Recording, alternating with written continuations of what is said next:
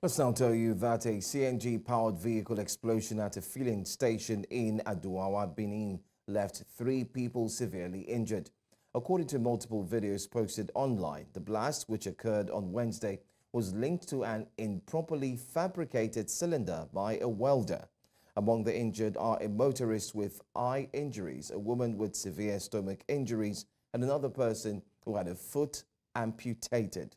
All victims are receiving treatment at the University of Benin Teaching Hospital. Authorities confirmed the welder turned himself in to the police. The presidential CNG initiative expressed sympathy, emphasizing the need for strict safety compliance and announcing investigations by the police and regulatory bodies. The incident highlights the importance of safe CNG handling and the upcoming Nigeria gas vehicle monitoring system. To discuss this, I'm being joined by Temitope Kolade, Senior Manager and Lead ESG and Climate Change Services at Andersen. Temitope, thank you for being here this morning. A CNG-powered vehicle exploding, leaving 3 people severely injured, just as you've seen there in the footage. How do you react to this unfortunate incident, especially now that the federal government has been drumming support for CNG and helping Nigerians to cope, especially with the current transportation fares and a hike in prices?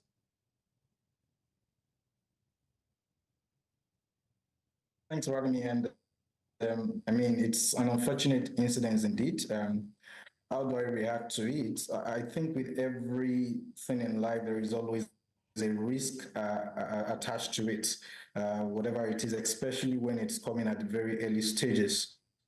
With these, we've also identified what the issue is. It then means that government needs to do more in terms of the monitoring. Good enough, they're about to launch the vehicle monitoring system, and I think that would help to ensure that POCs will not get into the system to start doing things that look like the original. There is the need for certification, there is a need for monitoring, there is a need for ensuring that all the safety concerns are addressed and addressed properly. The reality is that the world over, you would find that there are less of incidents around CNG vehicles compared to the regular PMS or diesel vehicles. And interestingly, or though unfortunately, you just also talked to us about the news of about 153 dead for a tanker explosion in Jigawa. We've not found such, even though CNG is typically transported, or gas altogether, LPG is transported from one point to the other. We also use gas in our kitchens, and there are very few incidents of explosions and all of those. So it's really about the handling, if I must say. All right. We've seen that in the story, the explosion was traced to a cylinder that was fabricated by a welder without proper approval.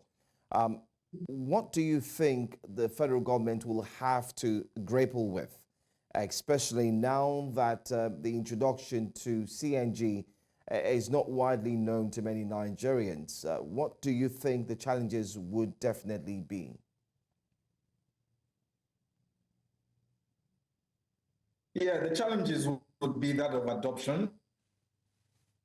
Government has to do more awareness sessions with people, especially the public vehicle owners, the transporters, the logistics company. They need to give them that comfort that indeed try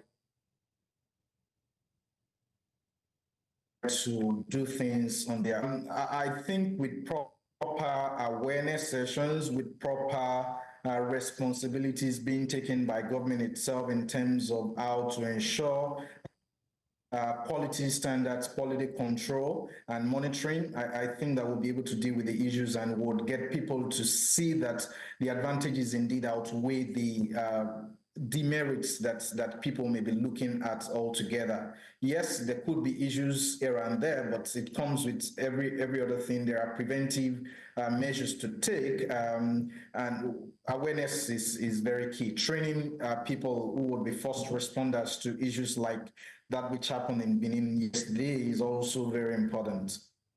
All right, some experts have called for Nigeria and the federal government to look into electric vehicles rather than the CNGs, stating that the base stations or recharge stations could equally be powered by solar or other means as a means to an end for Nigerians to cope with the transportation situation. What's your thought on that? Would you rather suggest that the government looks inward and not just focused on CNG, but could also focus on electric vehicles?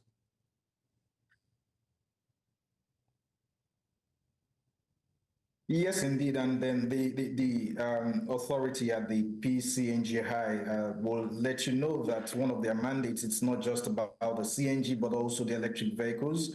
But that's important, right? But it's also equally important for us to think about how sustainable that is in our current situation as a country. We have very much abundance of gas resources in itself. That's on the one side.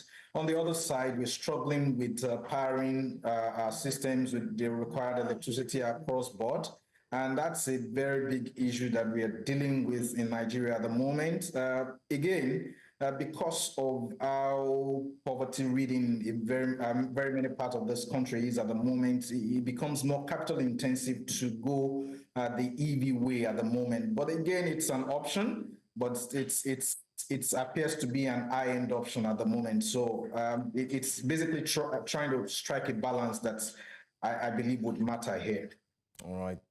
Temitope Kolade is the Senior Manager and Lead ESG and Climate Change Services at Andersen. Thank you for joining us this morning.